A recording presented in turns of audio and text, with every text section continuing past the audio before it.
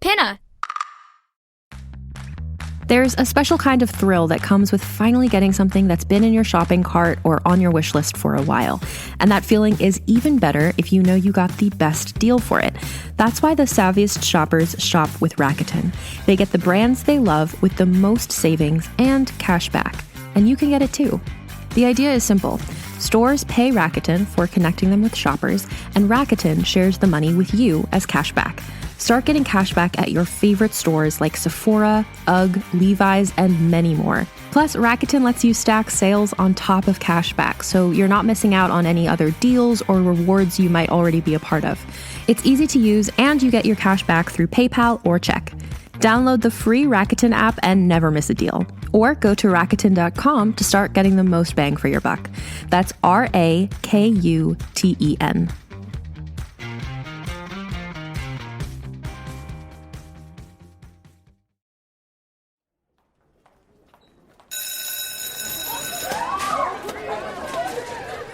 Hi, my name is Adam Gidwitz. I'm an author.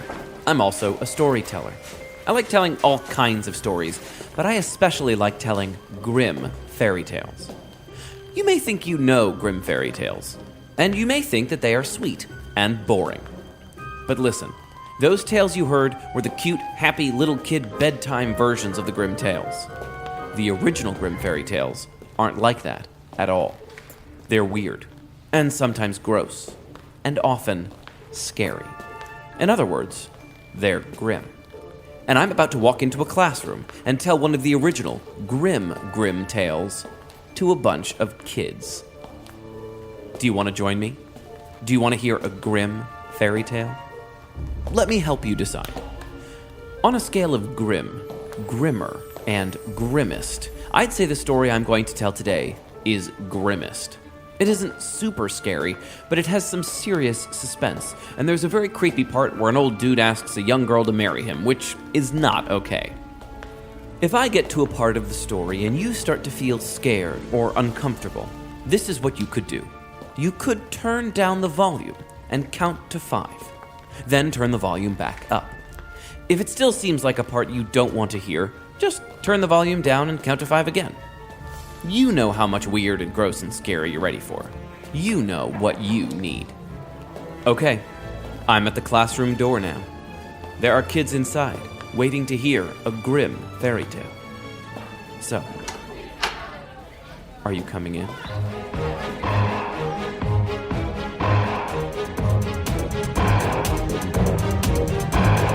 Grimm, grimmer, grimmest.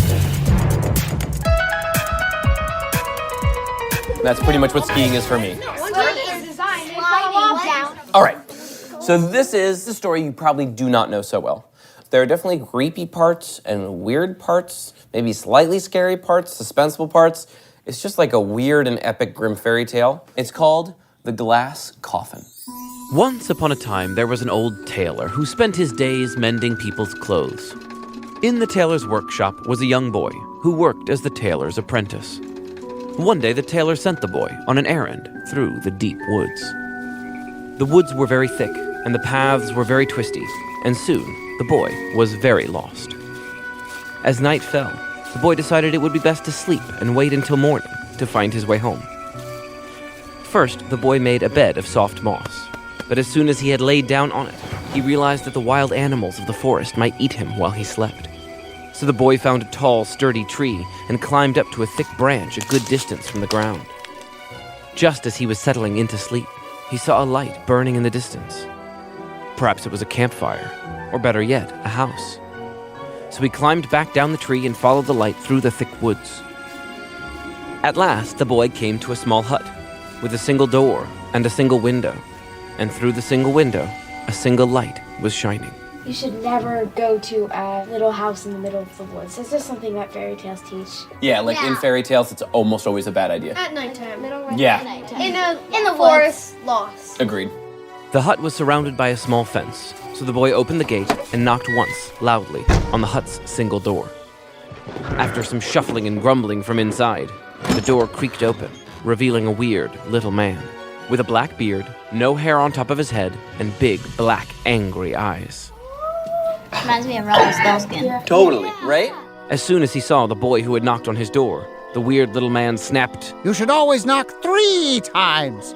It's more polite. and then he said, What do you want? Did you know that it was more polite to knock 3 times instead of 1 time? No. Me neither. The boy was taken aback by the weird little man's brusque manner, but he said, I just want a place to sleep, sir. It's very dark, and I'm lost.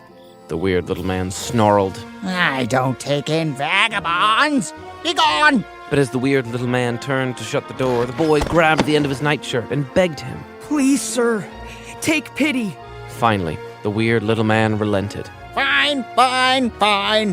But I don't sleep well, especially once midnight comes. So you can sleep here in my yard, inside the gate. The wolves won't get you there. Probably.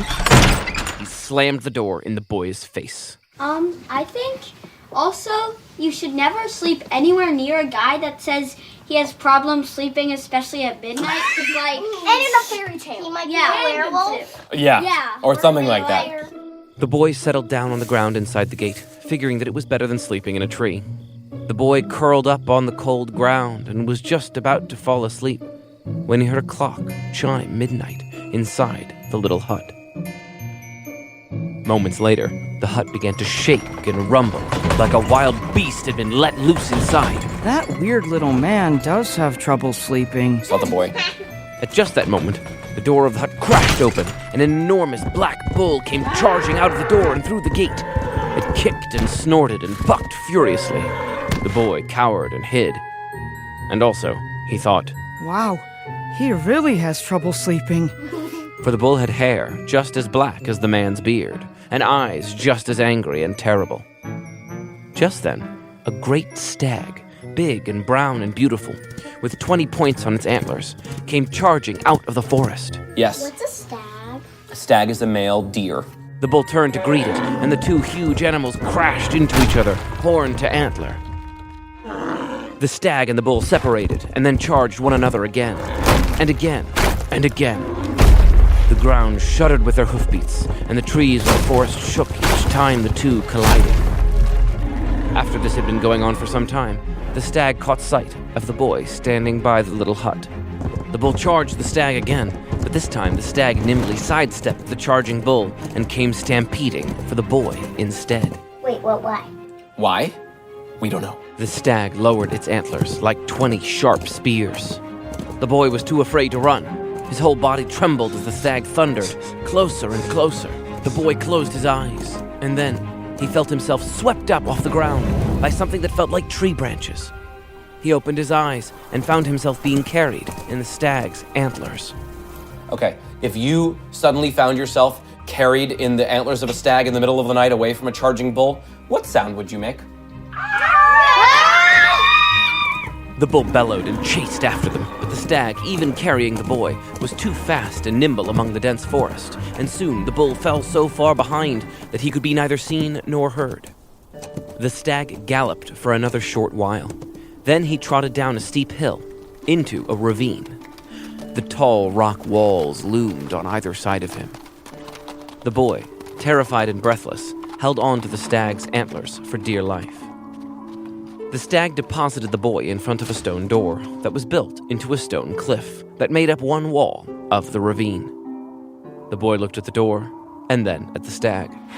The stag motioned at the door with its antlers. You want me to open the door? Asked the boy. Then he thought, I am talking to a stag. That is weird. But it is not the weirdest thing that has happened today. The stag motioned at the door again, so the boy put his hand on the door. It did not budge. He pushed harder. Still, it did not move. What do you think he should do to open the door? Pull. Knock 3 times. Find a key. The boy knocked 3 times, and the stone door swung open. As it did, the boy heard the thundering hoofbeats and terrible snorting of the bull approaching the ravine. The stag heard it too, for he turned and faced the way they'd come.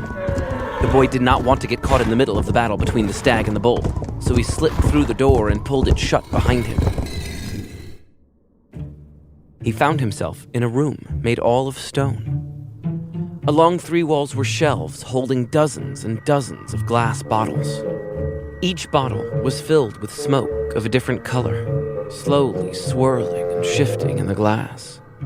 The boy wondered why the stag had brought him to this room and what he was supposed to do now. He walked to the exact center of the room and turned in a circle, looking at all the bottles, wondering what he was to do. Just as he finished turning in a circle, the stone he was standing on suddenly started to sink. The boy was so startled he nearly fell over, but he managed to stay upright, and the stone sunk into the floor. The stone and the boy passed through the floor and into another chamber below the first one. Here, larger glass bottles lay on their sides, like bottles with miniature ships inside. But instead of ships, there were tiny, perfect buildings, barns and stables, barracks and hunting lodges. In the largest bottle was a fabulous castle, reproduced perfectly, down to a tiny bird's nest hiding under the eaves of the shortest turret. The boy walked around the room, marveling at the buildings and the bottles, until he came to the fourth wall. I just want to say, when I read this part of the story, I was like, I want to see that room. That sounds awesome. You guys feel that way, or you just feel creeped out? Yeah. I want to see the castle. I want to see tiny nest. I know. I want to see like kind of creepy. The boy walked around the room, marveling at the buildings and the bottles, until he came to the fourth wall and found, to his utter shock, a girl, about his age, trapped inside a glass coffin. Okay, there's the glass coffin. A coffin is a place where you bury dead people. It's a big, usually wooden box. This time it's like glass. It's glass. She appeared to be dead, but as he looked more closely, he could see that a strand of her hair had fallen across her mouth, and that it rose and fell slightly. What does that mean, do you think? She's breathing. She's alive. There seemed to be no latch nor lid to the coffin. The boy tapped on the glass to see if he could rouse the girl, but she did not stir. So he knocked 3 times. Still, she did not stir. So what did he do? How did he open the glass coffin? He bangs it open. He bangs it open? What do you think? I was going to say like break it open. Break it open, smash it with a rock? Nothing. Whack his face. Nothing. Sit on it. Sit on it. Okay, so he sat on the coffin and it opened. What? Really? What? Well, I didn't have a way for him to open the coffin, so I like your answer. Instantly, the girl sat up, panting. She looked around, her eyes wild, and then her gaze settled on the boy. She suddenly relaxed. Are you here to free me? She asked. If you want to be free. Said the boy. Yes, I do. So the boy helped the girl climb out of the coffin. And then the boy tried to ask her all the questions he had in his head at once. Why? The girl helped him out. Why was I sleeping in a glass coffin in a stone room under the earth? Yes, that. I'll tell you. Said the girl. And she sat down on the floor, and the boy sat beside her, and she told him her story. I am the daughter of a great and wealthy count. She told the boy. After my parents passed away, my big brother and I lived in the castle together for many years. We grew closer and stronger, managing the lands and our subjects, and we were as happy as any 2 orphans could be. Really, other than missing our parents, we wanted for nothing. But one day, a strange visitor came calling at our gate. It was a weird-looking little man with a black, bushy beard, a bald dome for his head, and terrible black eyes. He asked for some food, and because it is only right to help those in need, my brother and I invited him in to have dinner with us. Can I just warn you that this part of the story gets creepy? Okay. At dinner, the weird little man kept staring across the table at my brother and me. When he'd eaten his fill, we bid the man good night and saw him out of the castle. But just as I was preparing for bed, I heard a strange and beautiful music coming from what felt like very far away. It was so beautiful that I was drawn out of my room as if by magic. It felt like I was floating. I drifted down the stairs to the main gate of the castle. I don't know if I opened the gate or just drifted through it, but I found myself outside the castle walls, face to face with the weird little man. He was grinning at me and playing a strange flute. Look at this flute. He said, I made it with my great magic. I can do many magic things. He paused. So, do you want to marry me? Just say the word and you'll be married to the greatest wizard in all the kingdom. What do you guys think? Should she marry him? No, definitely not. That's probably how she got into the glass coffin in the first place. Kids should not marry adults. Ever. Especially not weird ones who enchant you with magic. Also, it's a weird thing. Just say the word. Have you heard that phrase before? Just like say the word and this will happen? Like, what word? What word do you think she needed to say? Yes. Yes? Or I do? I mean, it could have been something different, like... Or no. No. Potatoes. Or... Microphone. Potatoes. Banana. I was thinking it could be Fred. I was thinking it could be Foopadoop. The girl went on. Well, I did not want to marry him because he was just creepy and a stranger. So I refused him. He became enraged and said, I'll give you one last chance. Refuse me again, and you'll be sorry. Still, I refused. So he broke the flute over his knee. And the next thing I knew, I was sitting up in bed, and it was morning. I dressed quickly and hurried down the hall to my brother's room to tell him what had happened. But he wasn't there. So I went to the breakfast room, but he was not there either. Wait a minute. They have a whole room for breakfast? Yeah, it's a castle. Maybe the castle that they lived in is the castle in that big glass bottle. Oh, maybe. Or maybe the little tiny guy turned the brother into that deer, and the deer led the boy to the place where the girl was in the coffin, so the boy could free the girl and get him back to a human. These are fascinating ideas. I searched the whole castle for him until I found a servant who told me that my brother and the weird little man had gone out hunting very early in the morning and were not home yet. I had a horse saddled quick as can be, and I rode out into the forest terrified that the weird little man would do something terrible and magical to my brother. I rode and rode and rode, urging the horses to run faster and faster. But I was too late, for as I entered the forest, I was met by the weird little man, leading by a rope a great brown stag with 20 points on his antlers. "Where is my brother?" I demanded. But the weird little man only laughed. I ran at him in a rage, but he held out a hand, and suddenly I could not move.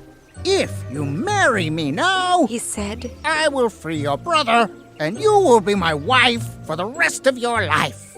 Well, would you marry him now? No. I would because You would? Because I don't have a brother, but I love my sister. Yeah? I would do it. That's nice. I would do it. I think considering. You would do it to save your sister. Yeah, but considering this guy, I really think he's lying. Interesting. Very, very interesting. Me too, I think he's lying. The weird little man asked again. Will you marry me? Just say the word, Foopadoop, and your brother is free. But I could not. The weird little man was so enraged that he waved his arms, and I watched all my servants fly from the castle and transform mid-air into colored smoke. He trapped them in glass bottles that he had hidden in his coat. Then, all the buildings on our land began to shrink and shrink and shrink until they could fit into glass bottles too, which the man seemed to magically pull from his pockets, though the bottles were far too big for pockets. Finally, the weird little man tapped me on my forehead, and I fell down. The next thing I remembered, I was in a glass coffin in this room. From time to time, the weird little man comes and wakes me and asks me if I will marry him. Just say the word, He says, Foopadoop. but I cannot. I just cannot. The boy and the girl sat on the stone floor of the underground room. Above them, hoofbeats shook the earth. The boy sighed. You may have to. What? Said the girl. Your brother is in trouble. Come with me. The boy took the girl's hand and made her stand beside him on the central stone. He turned them around in a circle, and the stone began to rise. They found themselves in the upper room with the glass bottles. The girl cried out. Oh, my friends and subjects! She moved toward them, but the boy said, Hurry, this way. and he pushed the stone door open. In the ravine, in the shadow of the tall stone cliff, the bull and the stag fought, and their hoofbeats thundered, and their antlers and horns crashed, and the stones were trembling, threatening to bring the whole ravine crashing down on top of them. Their fur coats were soaked with sweat and streaked with blood. At one moment, it seemed certain the stag would win, and the next, certain that the bull would gore the stag with its horns and kill him. What can we do? Shouted the girl. Say the word! Said the boy. But I don't want to marry him! What if she can't she can't pronounce it? Just boo-pa-doop. Come on, it's not that hard, girl.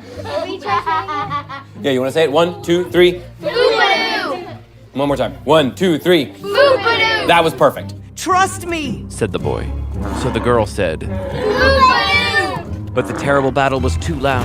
Neither the stag nor the bull heard her. So she said it again, louder. Boo-ba-doo! But still the fighting was too loud and terrible. So she shouted at the top of her lungs. Boo-ba-doo! The bull's ears pricked up, and he turned his head and saw the girl standing there. And it seemed, for an instant, that he smiled. Which is when the stag drove his antlers deep into the bull's chest, right through his heart. The bull fell and immediately began to shrivel and shrivel and shrivel Until he was just the weird little man again, except that he was dead. There was a huge explosion behind the boy and the girl, and they were thrown to the ground. Rising up out of the stone cliff behind them was the castle that had been trapped in the bottle. It rose and rose, shattering the stone around it, rising to its full height. And all the small buildings that had surrounded it sprouted up too. And there were sounds of hundreds of glass bottles bursting. And soon, colored smoke drifted around the boy and the girl, reshaping itself into all the people of the manor. The girl could barely believe her eyes. And then someone tapped her on the shoulder. She spun. Her brother stood behind her, tall and strong, wearing a 20-pointed crown. The girl threw her arms around him. Then she introduced him to the boy, the tailor's apprentice. But he was not a tailor's apprentice for long, for the girl invited him to live with her and her brother, an invitation which the boy gladly accepted. And they all lived happily ever after. For the tailor. The end. Yeah, what was he even on an errand for? Did he even say what he was supposed to go get? It just said he had to go. So it's the end, and then it cuts to the tailor being like, where is that kid? Jeez. I'll just keep waiting. Like if it were a movie, As a podcast network, our first priority has always been audio and the stories we're able to share with you. But we also sell merch, and organizing that was made both possible and easy with Shopify. Shopify is the global commerce platform that helps you sell and grow at every stage of your business, from the launch your online shop stage all the way to the did we just hit 1 million orders stage. Whether you're selling scented soap or offering outdoor outfits, Shopify helps you sell everywhere. They have an all-in-one e-commerce platform and in-person POS system, so wherever and whatever you're selling, Shopify's got you covered. With the internet's best converting checkout, 36% better on average compared to other leading commerce platforms, Shopify helps you turn browsers into buyers. Shopify has allowed us to share something tangible with the podcast community we've built here, selling our beanies, sweatshirts, and mugs to fans of our shows without taking up too much time from all the other work we do to bring you even more great content. And it's not just us. Shopify powers 10% of all e-commerce in the US. Shopify is also the global force behind Allbirds, Rothy's, and Brooklinen, and millions of other entrepreneurs of every size across 175 countries. Because businesses that grow with Shopify. Sign up for a $1 per month trial period at shopify.com/realm, all lowercase. Go to shopify.com/REALM now to grow your business, no matter what stage you're in. Shopify.com/realm.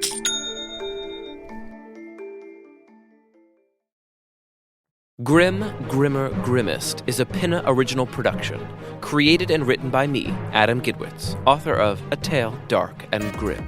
Produced and edited by Ilana Milner. Casting and voice direction by Paula Gammon-Wilson. Sound design and mixing by Beat Street NYC. Location recording by Jason Gambrell and Evan Viola. Narrated by me, Adam Gidwitz. Characters voiced by Francesca Kalo, Kylie Claxton, Kaylin Clinton, Nicholas Corda, Michael Crouch, Dylan Jones, George Lambert, Eddie Lee, Ilana Milner, Nofi Mitchell, Allison Rosenfeld, Erica Schroeder, and Billy Bob Thompson. Special thanks to the staff and students at Brooklyn Friends School and Manhattan Country School. You guys are amazing.